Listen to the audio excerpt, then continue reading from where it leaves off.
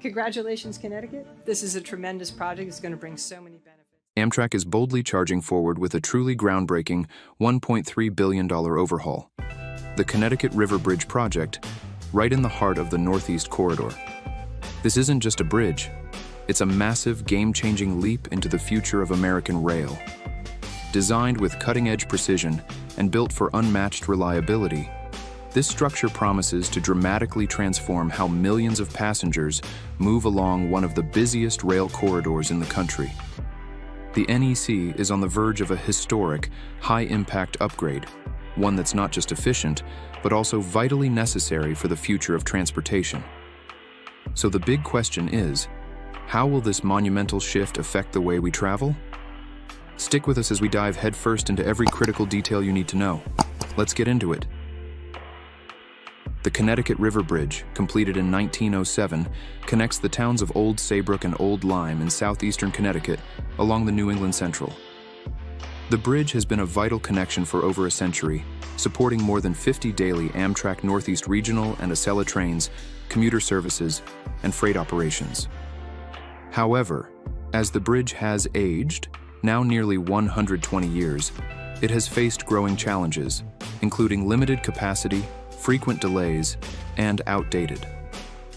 To address these concerns, the Connecticut River Bridge is set for an upgrade aimed at improving reliability, resiliency, and capacity.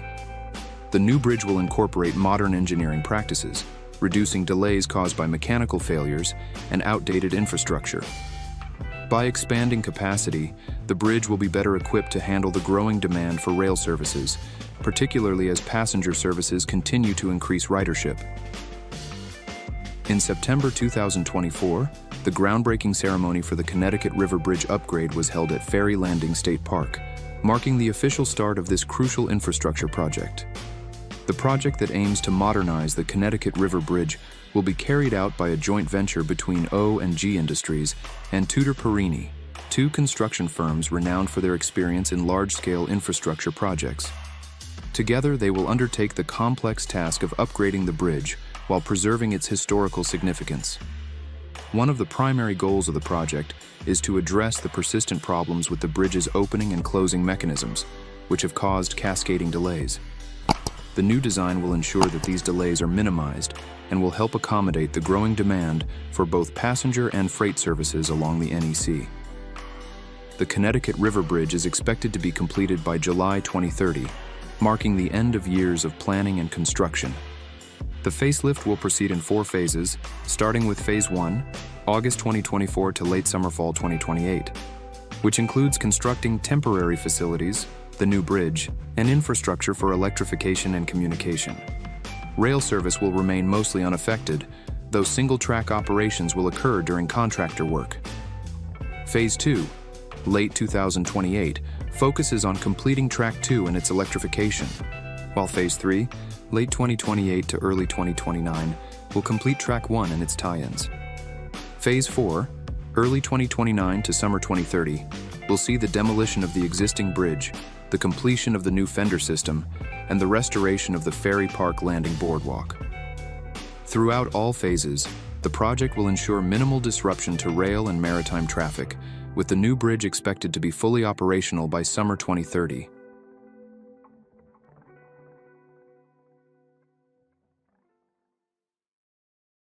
We could not do this without the federal government. I want to thank our incredible delegation for fighting for this and President Biden. The Connecticut River Bridge upgrade is a $1.3 billion project that is being financed through a combination of federal, state, and corporate funding. The primary source of funding comes from an $826.6 million grant from the Federal-State Partnership for Intercity Passenger Rail, provided by the FRA. This grant is made possible by the bipartisan infrastructure law championed by the Biden-Harris administration, which is designed to modernize America's transportation infrastructure. The remaining portion of the funding will come from Amtrak and the state of Connecticut. Amtrak began the construction of a new, modern, 2-track, electrified, and movable bridge to replace the existing Connecticut River Bridge in fall 2024, following the groundbreaking in September. In addition to the ongoing construction of infrastructure like the new fishing pier at Eagle Landing State Park, Amtrak, has been coordinating the temporary closure of the ferry landing pier in Old Lyme. The new Eagle Landing Pier will accommodate visitors during construction, soil investigations, construction of temporary trestles, and wetland mitigation will continue. The upgrade of the Connecticut River Bridge will involve several key structural modifications, particularly aimed at enhancing the bridge's capacity to accommodate both rail and maritime traffic. The new bridge will be built 52 feet south of the existing bridge in order to maintain maritime and rail services. The most significant change involves increasing the width and height of the bridge in its closed position. In the closed position, the clearance will be raised by 6 feet, expanding from 18 feet to 24 feet, ensuring larger vessels can pass beneath it. The new spans of the bridge will be supported on concrete piers with drilled shaft foundations or spread footings, depending on the local rock elevation. For the bridge approach spans, 6 of them will be pre-assembled and formed at the general contractors. Once formed, rebar will be placed, and the spans will be rolled onto barges and floated into position. The remaining 3 approach spans will be stick-built directly on site. The bascule span will be assembled in Florida and shipped to the job site in 2 pieces. These components will then be floated and slid into place. The demolition of the existing bridge is an integral part of the project, and it will be carefully planned to ensure that it does not disrupt ongoing operations or safety. The spans of the old bridge will be lifted individually using barges and then floated off-site for demolition. To protect the existing piers during this process, containment dams will be placed around them. Cranes mounted on barges will be used to carry out the demolition and removal of the bridge components. To ensure safety throughout the operation, safety boats will be stationed to support barge movement, provide crew transportation, and ensure water safety. One of the challenges of the Connecticut River Bridge upgrade is maintaining active rail traffic while the construction progresses. The east and west at-grade railroad approaches will be supported by new embankments and retaining walls within the existing Amtrak right-of-way. A full-scale monitoring and vibration plan will be implemented to ensure the safety and stability of the existing bridge during construction. Rail traffic will remain in service throughout the project, with outages scheduled according to the project's phasing. Amtrak will provide roadway worker protection, RWP, through various safety measures, such as watchman protection, foul time, track outages, or a combination of these safety protocols. These efforts will ensure that all operations continue efficiently and safely while the bridge is being upgraded. Do you think this project will be completed on time? Drop a 1 if you agree, and 0 if you don't. So, how will this project transform the region?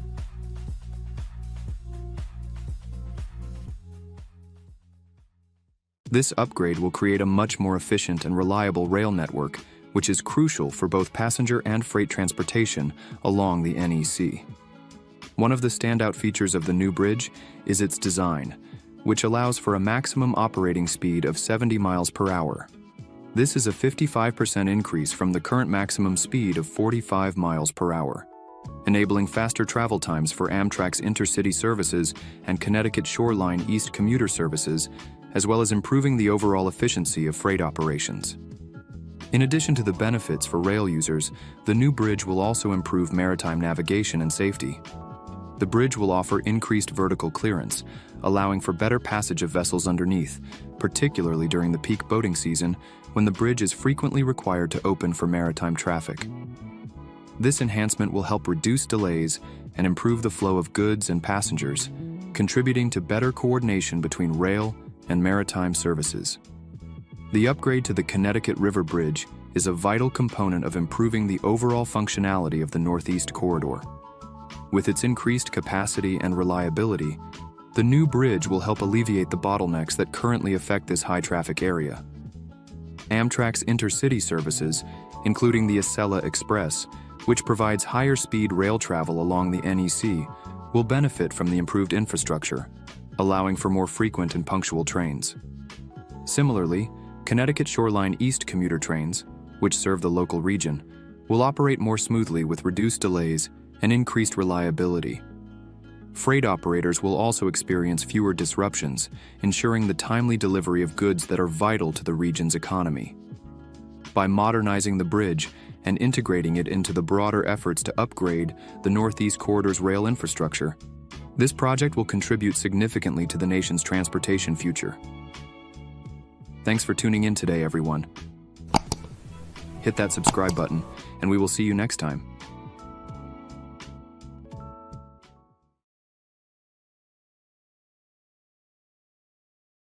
The Philadelphia Rail Yard modernization project is underway, with construction activities in full swing. After breaking ground in late 2024, crews have begun essential work, including utility investigations and the construction of retaining walls, marking the beginning of a transformative project for the region's rail infrastructure. So how will this project enhance the NEC service? Let's find out in today's episode.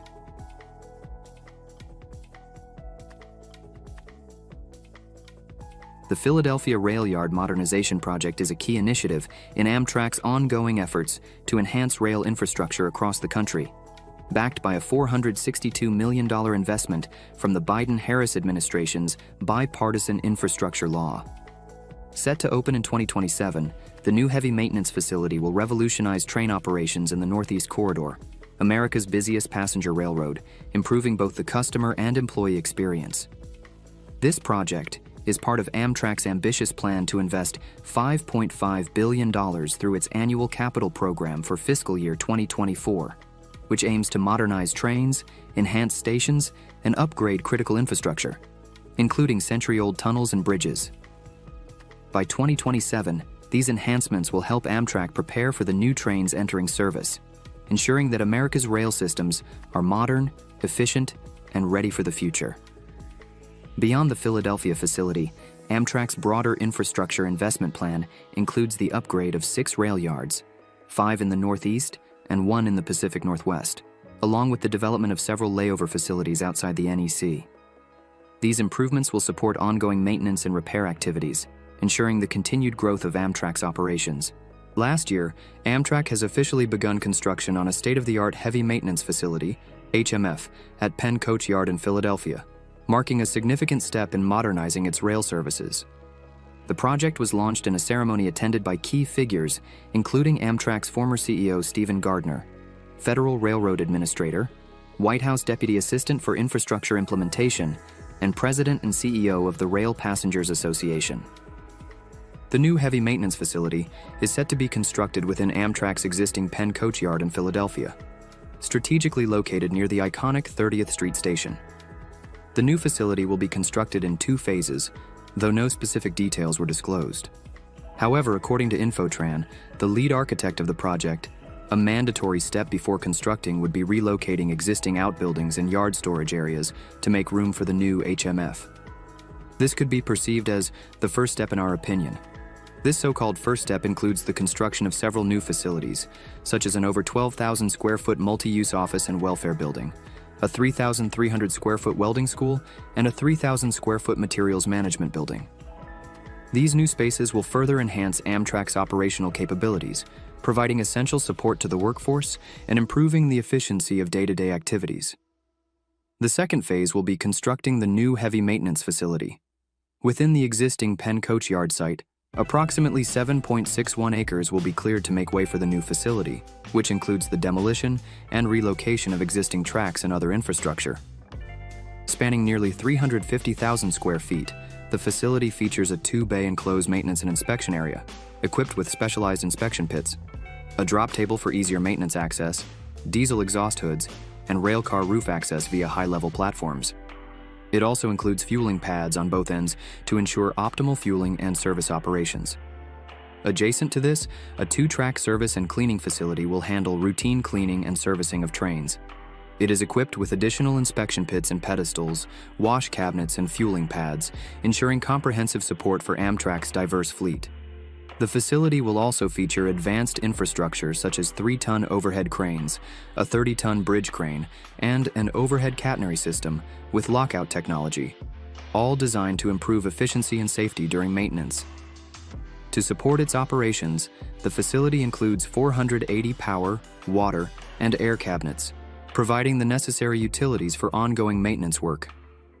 The construction will involve substantial site work, including 120,057 cubic yards of excavation, 22,770 square feet of retaining wall, and over 308,000 square feet of asphalt paving. Additional drainage structures and 114 overhead catenary system (OCS) foundation structures will be built, along with utilities such as a new water main. In addition to the technical spaces, there will be employee wellness areas, including locker rooms, bathrooms, a cafeteria, and office space for administrative work. In total, 370,420 square feet of new buildings and structures will be constructed, significantly expanding the yard's operational capacity. In addition to these core features, the project will include several vital upgrades to the infrastructure surrounding the yard. These include the installation of a direct fixation track, the replacement of existing catenary structures, and the relocation of utilities to ensure the facility's long-term reliability and efficiency. Despite the scale of the project, the Penn Coach Yard will remain active throughout all phases of construction. Amtrak, SEPTA, and CSXT trains will continue their operations, requiring careful coordination and phased work to ensure minimal disruption to ongoing rail services.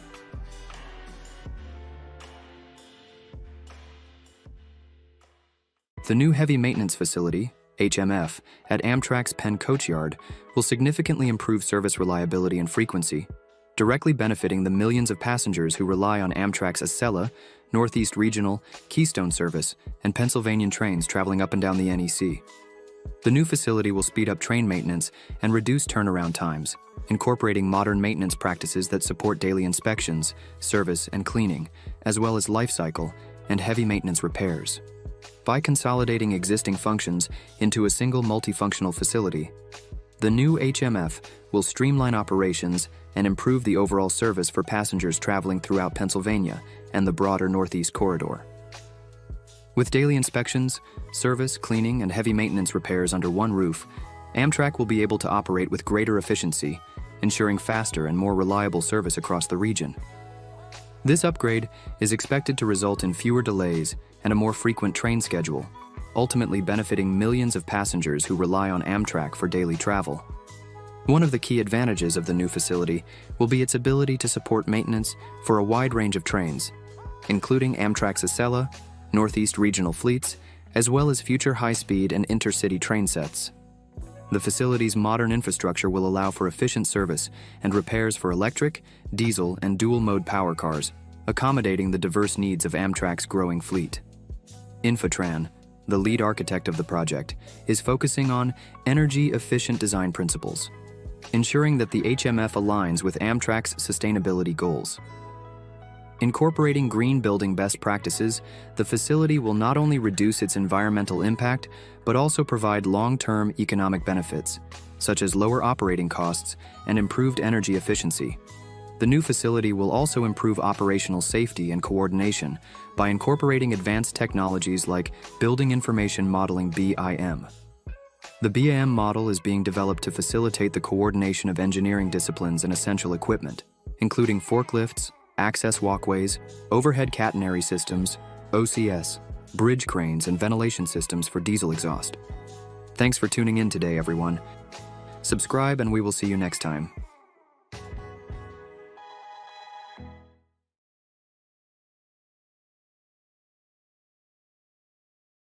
Amtrak is investing $1.1 billion to overhaul the Midwest rail network with the spotlight on the Chicago Hub Improvement Program, a transformative effort to modernize passenger rail service with Chicago at its core.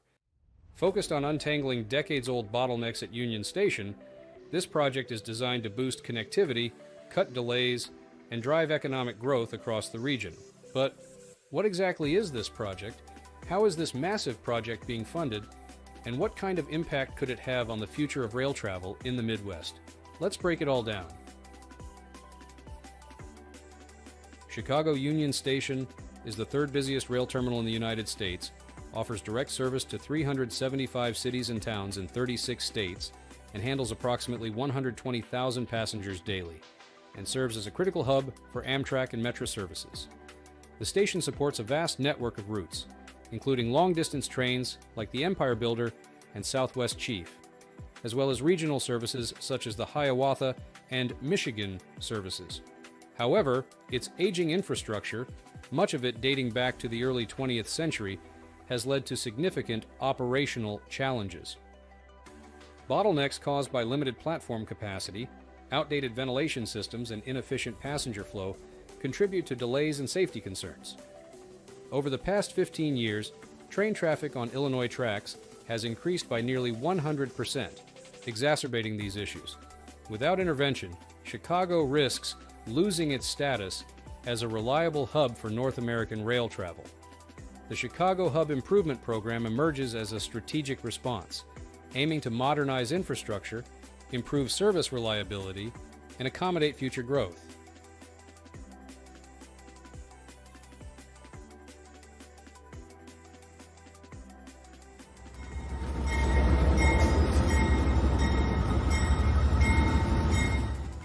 To support anticipated growth in passenger rail operations, Amtrak is advancing plans for new Chicago maintenance facilities aimed at improving train servicing, storage, and overall operational efficiency.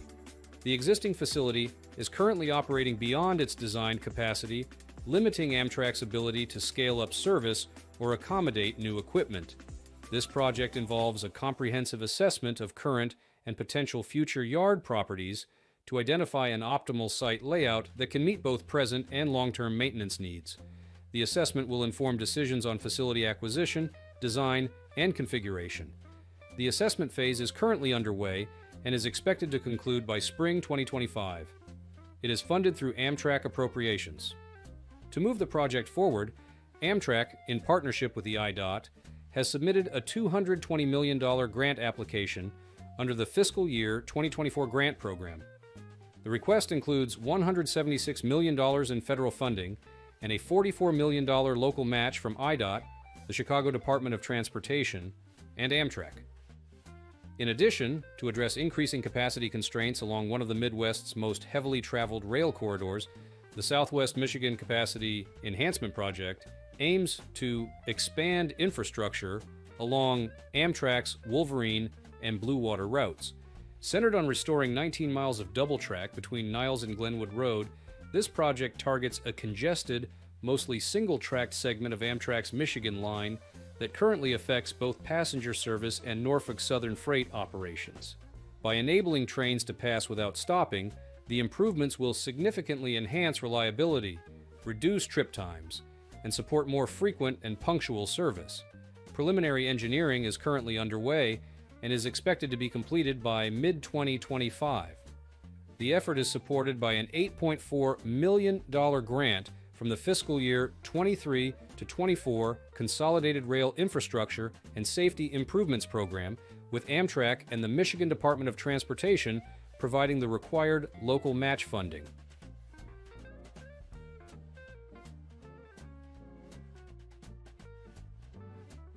One of the most critical infrastructure components under the Chicago Hub Improvement Program is the South Branch Viaduct project.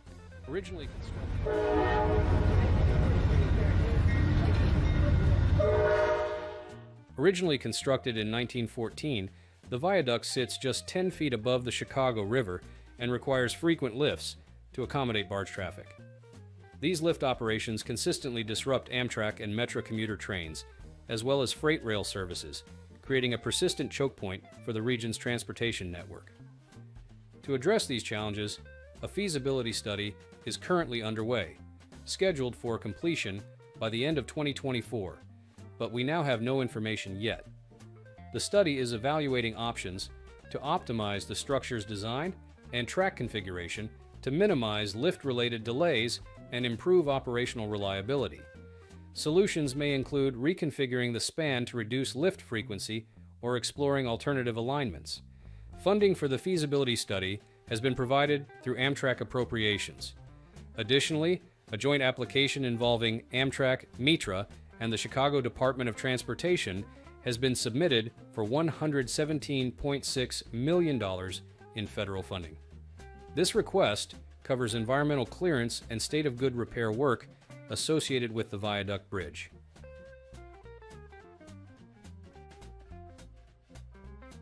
In addition to improving rail infrastructure, the station modernization project also focuses on enhancing the overall passenger experience at Chicago Union Station. This initiative includes upgrades to ticketing areas, improved signage, and the transformation of key spaces such as the concourse, mezzanine, and entrance pavilions to improve passenger flow, safety, and accessibility. A central goal is to ensure full compliance with the Americans with Disabilities Act, while also preparing the station to handle anticipated ridership growth. Preliminary engineering is currently underway, with final design work expected to begin in this year. Complementing this is the Platform Reactivation Project, which will bring former mail platforms, unused since 2005, back into service for passenger operations, significantly increasing capacity at Chicago Union Station.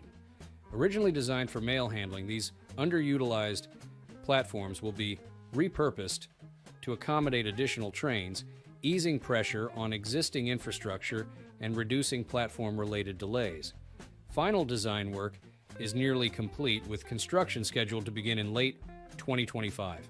The project is supported by $49.6 million in federal grants awarded during fiscal years 2022 and 2023, along with $12.4 million in matching local funds.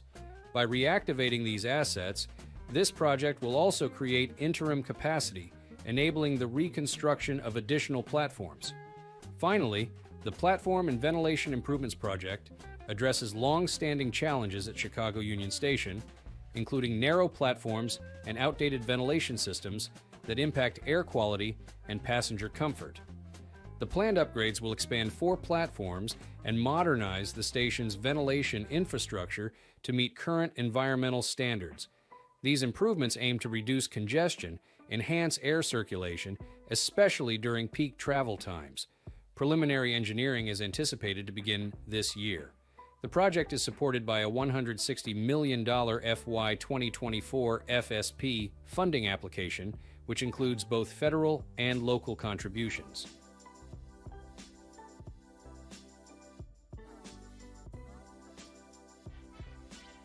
Despite its strong potential, the program faces several significant challenges that must be carefully managed to ensure its success.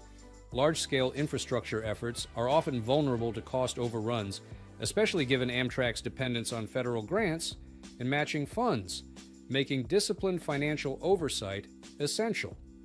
Construction at a major transportation hub, such as Union Station, also carries the risk of service disruptions, requiring meticulous planning to minimize inconvenience for passengers and transit partners. Coordinating a wide array of stakeholders, including contractors, agencies, and local governments, adds another layer of complexity that demands clear and consistent communication to prevent delays. Additionally, while the program is designed with long-term ridership growth in mind, unforeseen shifts in economic conditions or public policy could impact future demand. Proactively addressing these considerations will be key to realizing the full promise of this project and delivering lasting benefits to the region.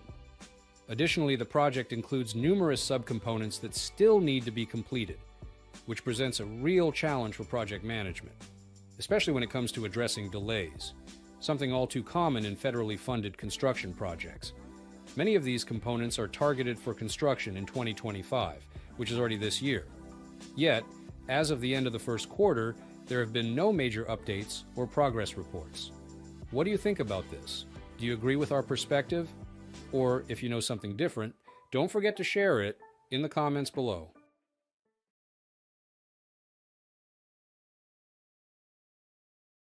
That's something that's really needed around here, and I think it'll be a great asset to the city. The future of America's busiest rail hub hangs in the balance. New York Penn Station, the beating heart of the Northeast Corridor, is slated for a $7 billion transformation meant to fix decades of neglect, modernize aging infrastructure, and improve the daily experience of over 600,000 passengers. But now, the plan is mired in political battles, funding disputes, and leadership shakeups, all while commuters continue to face cramped corridors, confusing layouts, and lingering safety concerns. In this episode, we'll uncover how a once-in-a-generation opportunity to rebuild Penn Station turned into a high-stakes power struggle, and what it will take to rescue one of the nation's most ambitious infrastructure projects before it derails completely.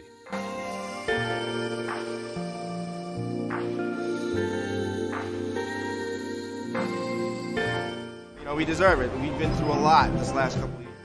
Penn Station, which serves over 600,000 passengers daily, has long been criticized for its cramped corridors, outdated facilities, and poor passenger experience.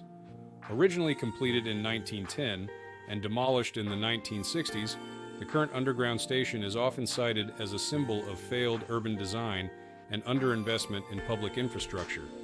The layout is also confusing, with many levels and narrow hallways. The ceilings are low, there's not much natural light, and the signs are hard to follow. Many commuters say it feels dark, cramped, and stressful. Safety is also a big problem. Even though the MTA uses about $2.5 billion each year in federal money and says crime is down 40% since 2020, many people still feel unsafe. The way the station is built also makes it harder for police and emergency workers to do their jobs. With so many people using the station every day, the current setup no longer works. Penn Station needs a full upgrade, not just to look better, but to be safer, easier to use, and ready for the future. Hey, New York, we have a golden opportunity to turn this into this. In 2022, New York State's Empire State Development Board approved a big plan to completely rebuild and improve Penn Station to solve all the problems that we discussed before. One of the biggest changes is the creation of a large, single-level train hall filled with natural light.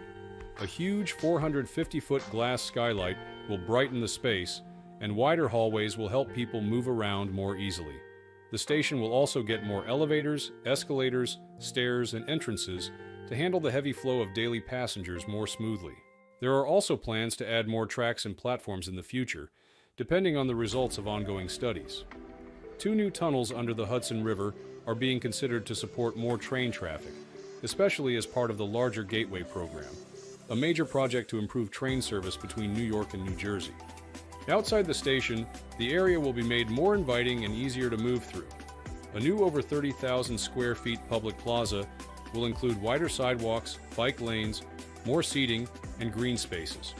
On top of that, the plan includes building 1,000 affordable housing units to help with New York's housing needs. The station will also see better shops, more places to eat, cleaner and safer areas, and improved security. These upgrades aim to make the station not just a place to pass through, but a part of the neighborhood people enjoy using. Finally, the project includes new office buildings, stores, homes, and a hotel, up to 18 million square feet of new space.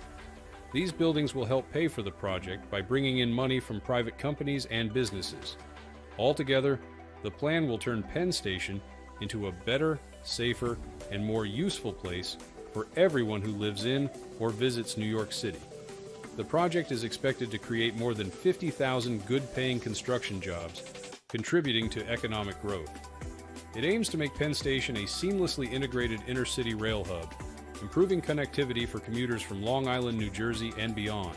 Even as the broader redevelopment, parts of Penn Station have already seen significant upgrades. In 2023, AECOM announced the completion of a $414 million renovation of the Long Island Railroad's 33rd Street Concourse, a 27-month project. The overhaul widened corridors, raised ceilings, improved lighting and signage, and added new ADA-compliant elevators, all while keeping trains running for hundreds of thousands of daily riders. The revitalized space now offers a brighter, more accessible environment, marking a rare success story in the station's long history of delayed promises and stalled ambitions.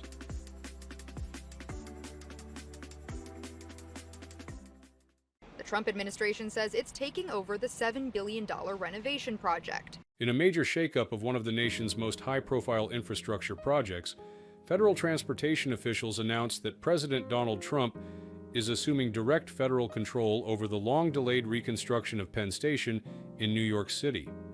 As part of this dramatic shift, the MTA has been removed from any leadership or oversight role, signaling a new direction for the redevelopment of America's busiest transit hub. The reason? They believe the MTA wasn't doing a good job. The project was slow, disorganized, and not getting results. Since Amtrak owns the tracks and runs most of the trains at Penn Station, federal officials thought it made more sense for them to take control. U.S. Transportation Secretary Sean P. Duffy, speaking at a press conference in Washington, D.C., President Trump has made it clear the days of reckless spending and blank checks are over. New York City deserves a Penn Station that reflects America's greatness and is safe and clean.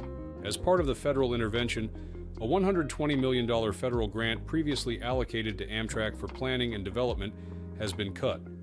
The Department of Transportation plans to redirect or hold the funds in reserve to reduce bureaucracy and improve financial oversight. Amid this sweeping federal takeover, Governor Kathy Hochul has publicly stated she is open to renaming Penn Station after President Trump. While many New York officials have tried to distance the state from Trump's name, Hochul suggested the idea could be considered if it meant securing $7 billion in federal investment. She firmly rejected renaming Moynihan Train Hall, but indicated the financial savings from federal involvement, estimated at $1.3 billion, could justify a compromise on Penn Station's name. Hochul's comments, made with some sarcasm, included a nod to Trump's reputation for efficiency, joking that Elon Musk could speed up the project. Regional Plan Association President Tom Wright also expressed support for the renaming if it meant achieving a better Penn Station. Hochul suggested the state could reallocate saved funds to address issues like fare evasion, possibly within the current overdue budget. She noted that fiscal concerns are now taking priority in budget negotiations, which had previously been delayed by non-financial matters. In a bid to bring fresh leadership to the stalled project, Amtrak has tapped Andy Byford, a veteran transit executive with experience running systems in New York, Toronto, London, and Sydney, to advise on the station's redevelopment, following the U.S. Department of Transportation and Amtrak's takeover from the MTA. Byford will report directly to Amtrak's board and work closely with the USDOT.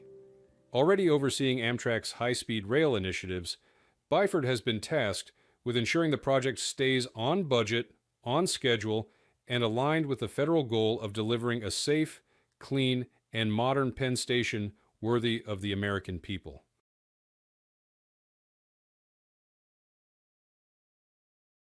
One of the biggest problems with fixing Penn Station is what's on top of it. Madison Square Garden.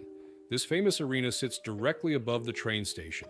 It hosts concerts, sports games, and other major events, so moving it would be very difficult and controversial. Still, many transit experts say that to truly improve the station, the arena needs to move elsewhere. Others argue it should stay put because it's too important to the city and too expensive to relocate. Below ground, expanding tracks is equally tricky since engineers must work around existing buildings, subway lines, and utilities without tearing up the city. All of this is happening while Penn Station continues to serve over a huge number of passengers daily. So construction, which will last into the 2030s, must be carefully managed to avoid major disruptions. Thanks for tuning in today, everyone. See you next time.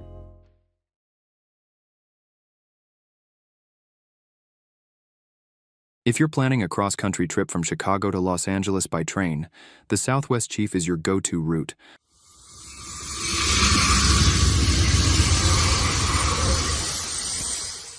This route offers breathtaking views of the American heartland.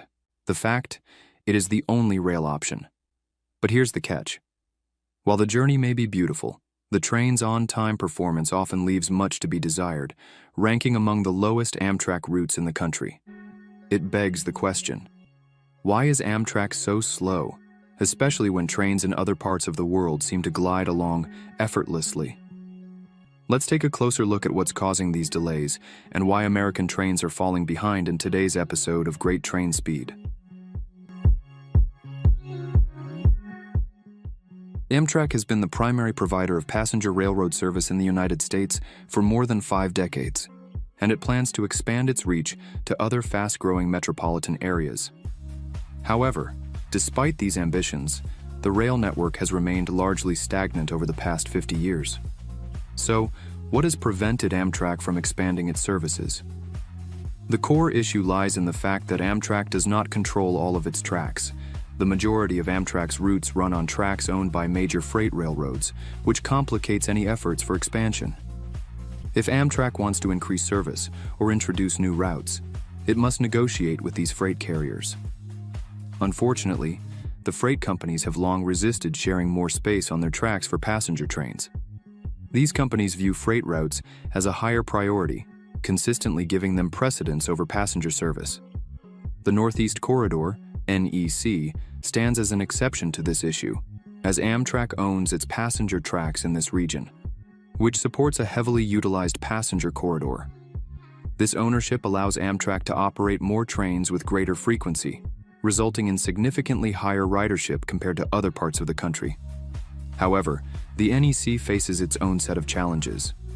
Much of the infrastructure in this corridor is aging, and it requires consistent repairs and maintenance to remain functional, putting a strain on Amtrak's ability to increase service in this high-demand area. For years, Amtrak has been renting tracks from freight companies since its inception. Freight railroads have long used their tracks for transporting goods, with passenger services tacked on as an afterthought. By the end of the 1960s, however, the financial situation of the railroads had become untenable. Freight companies were running out of money, and they were losing significant revenue from passenger services. As a result, they turned to Amtrak, hoping to offload the responsibility of running passenger trains while focusing on freight, which was a more profitable venture. As a result, in 1970, Congress bailed out the railroads and created Amtrak to relieve freight companies of the obligation to provide passenger rail service. Part of the agreement was that freight trains would give Amtrak the right-of-way on their tracks. However, while the law requires freight trains to yield to passenger trains, this is often not practiced in reality. Amtrak has frequently blamed freight rail for its delays, claiming that passenger trains must wait for freight trains to pass. In 2024 alone, Amtrak reported that freight rail caused over 850,000 minutes of delays. Amtrak argues that not only does freight rail prevent it from operating trains at higher speeds, but it also makes it difficult to add more trains due to the excessive capital investments required to meet the demands of freight companies.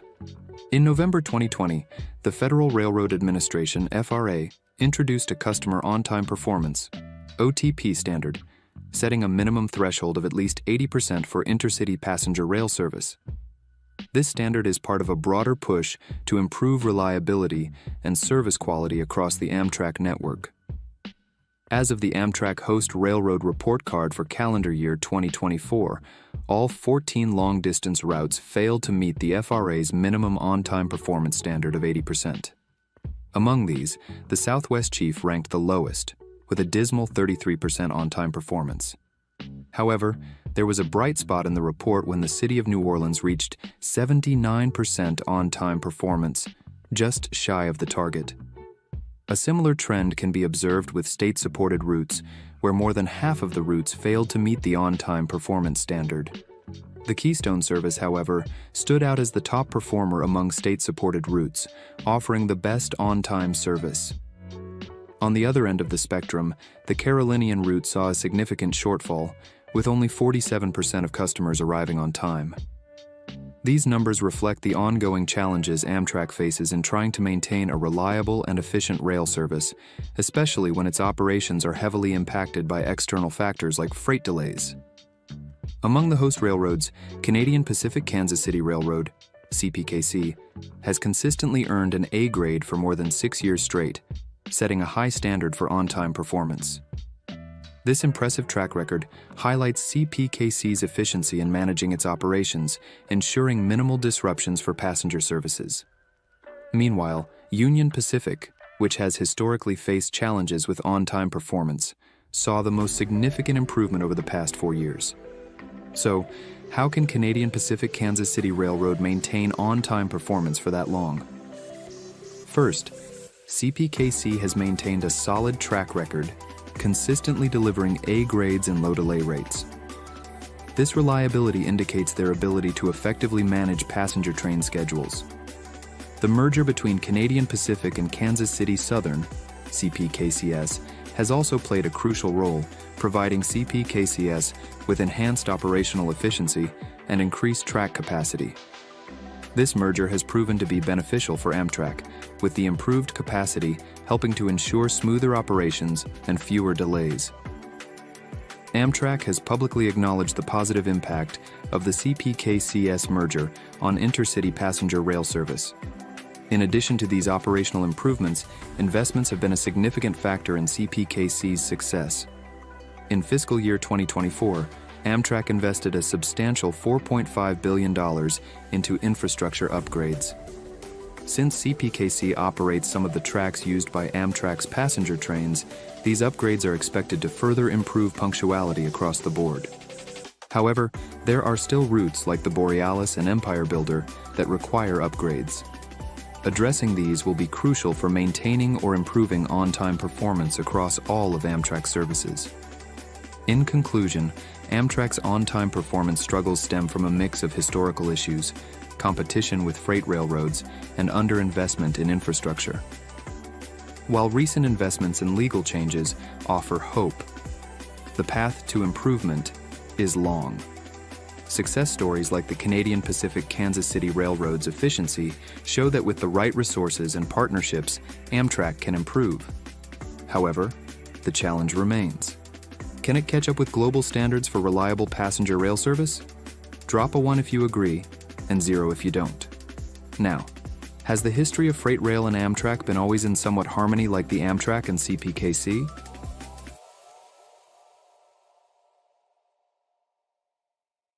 Freight rail and its advocates in Washington have been growing increasingly frustrated with what they see as passenger rail advocates not fully appreciating the essential role freight trains play in moving the nation's goods and commodities. Privately owned freight companies invest more than $20 billion annually to maintain and improve their tracks, according to the American Association of Railroads, a trade group that includes both Amtrak and freight carriers.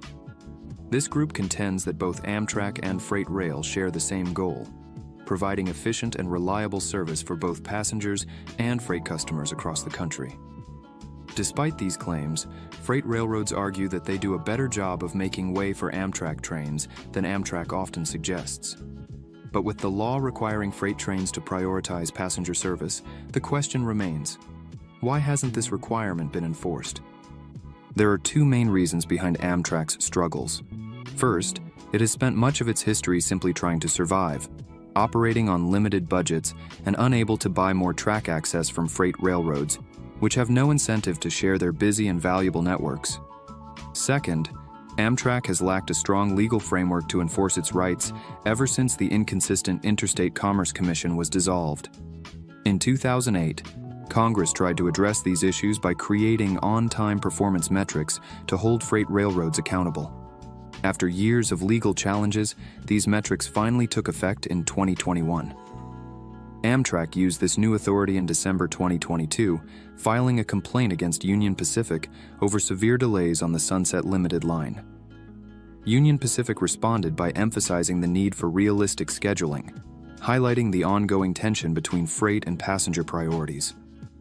Meanwhile, the 2021 infrastructure law brought the largest rail investment since Amtrak's founding, strengthening its finances and allowing faster replacement of aging trains and infrastructure. A 2020 Federal Railroad Administration rule also set a minimum on-time performance of 80% for intercity trains, further supporting Amtrak's efforts to improve reliability. Together, these new investments and legal tools give Amtrak a stronger position to challenge freight railroads and enhance its services, though significant challenges still lie ahead. With sustained effort and continued funding, Amtrak has a clearer path toward delivering better and more reliable passenger rail for the nation. Thanks for watching, everyone. Subscribe and we will see you next time.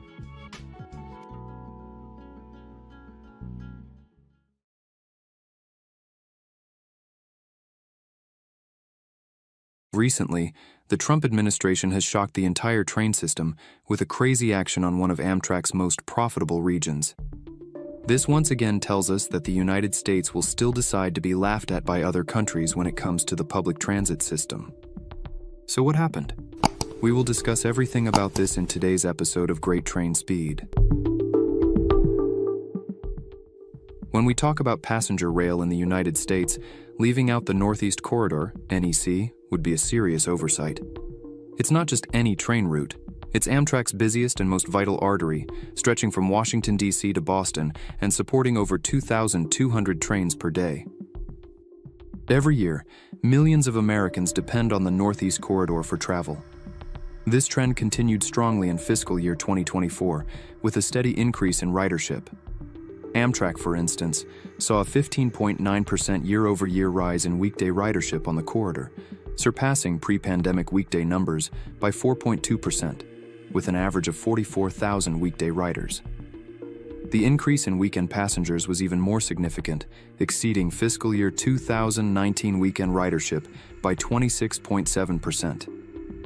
In 2024, Amtrak's average daily weekend ridership matched its average weekday ridership. When comparing the Northeast Corridor to other Amtrak routes, the scale of its ridership becomes even more apparent. In fiscal year 2024, the NEC handled approximately 15.9 million passengers, a number that dwarfs other corridors across the country. The Acela alone accounted for more than 3.5 million of those riders, following a strong 9% year-over-year increase.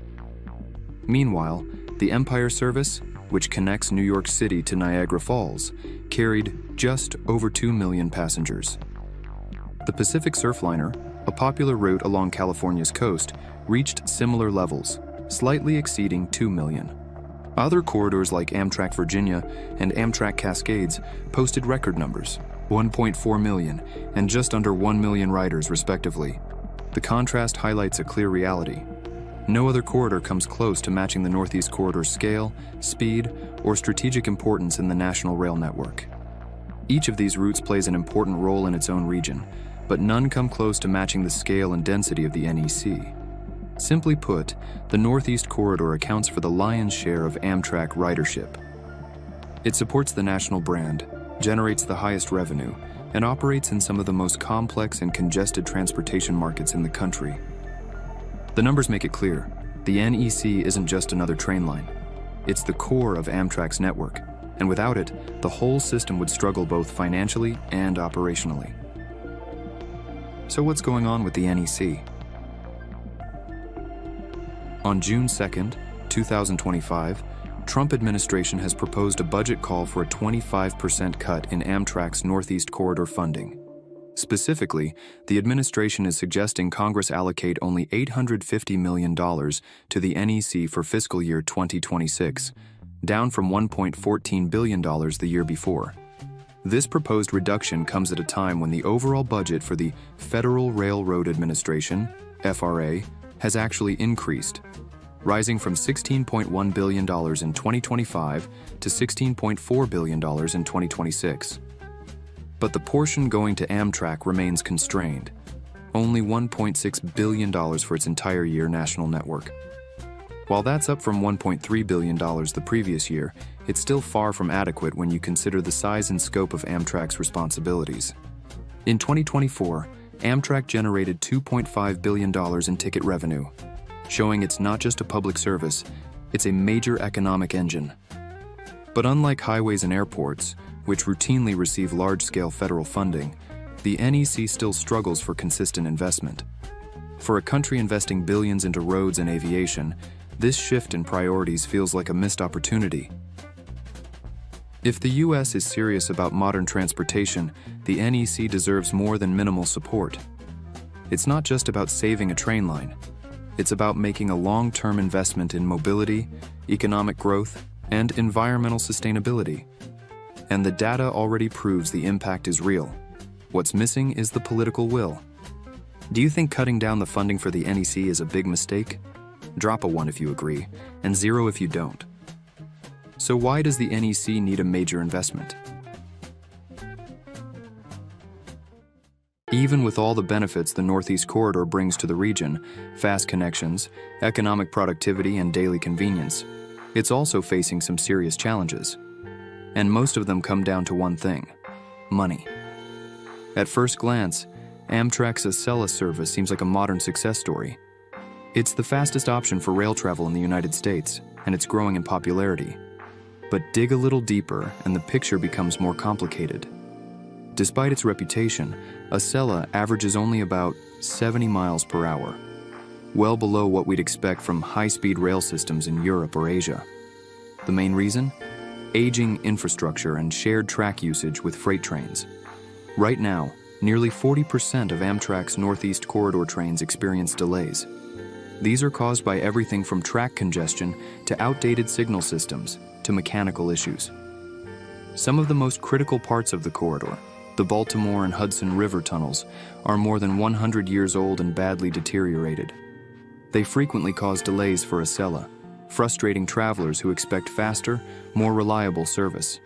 In fact, travel times on the NEC haven't significantly improved in decades, even as demand keeps rising. Keeping the corridor operational isn't cheap. According to the Northeast Corridor Infrastructure and Operations Advisory Commission, maintaining today's service levels over the next 20 years will require at least $52 billion in capital investment. And if the NEC were ever forced to shut down, the economic loss would be staggering, estimated at $100 million per day. Fortunately, the situation isn't being ignored. The federal government and Amtrak have started advancing key infrastructure projects. Some of the most notable include Portal North Bridge replacement in New Jersey Connecticut River. Each of these projects targets a specific weakness in the corridor, aiming to improve reliability, speed, and capacity. But there's one shared obstacle that keeps coming up: funding. Without sustained and adequate investment, these projects risk delay or even cancellation. And that's a problem for everyone, from policymakers to daily commuters. If you've experienced these problems firsthand as a passenger, let us know in the comments.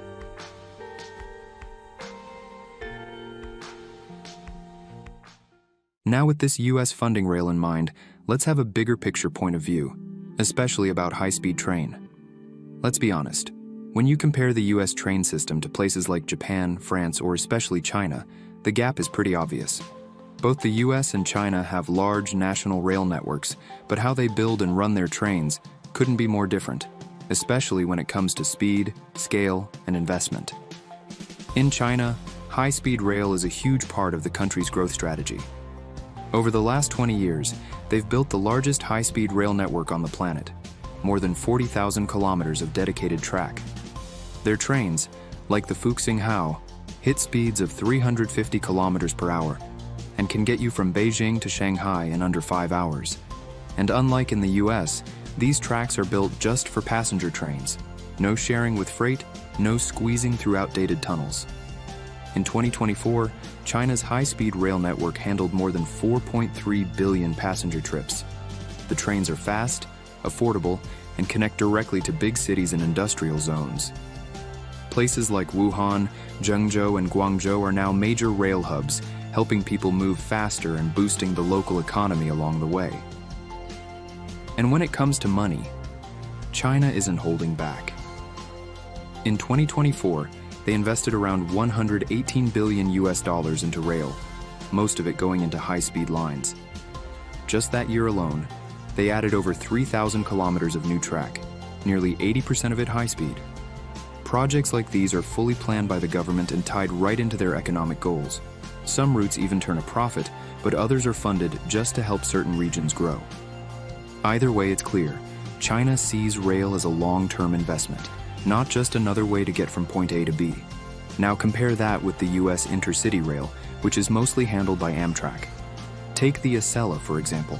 It's billed as America's high-speed option, but even though it can hit 150 miles per hour, it averages closer to 70 miles per hour. Why? Old infrastructure, sharp curves, and the fact that it still has to share tracks with freight trains. Some of the tunnels and bridges it uses are over 100 years old, and breakdowns and delays are pretty common. The funding situation isn't great either. The Infrastructure Investment and Jobs Act promised $66 billion for rail, with $24 billion set aside for the NEC, but most of that is being spent on catching up with repairs, not on building new lines. And with political priorities shifting all the time, long-term planning is tough. Meanwhile, roads and air travel keep getting the bulk of the budget. While both countries have trains, the difference in commitment is hard to miss. China is clearly building for the future, putting serious investment into high-speed rail with long-term planning, while the US is mostly focused on keeping an aging system running. That said, there's something to take away from both approaches. China shows what's possible when you treat rail as a national priority, and the US proves that strong demand exists, especially in busy corridors like the Northeast Corridor. The real question now is whether the U.S. can move beyond patchwork repairs and finally commit to building a modern rail system that meets passengers' needs. That's it for today's video. Thanks for hanging out with us. Hope you enjoyed it as much as we did. See you next time.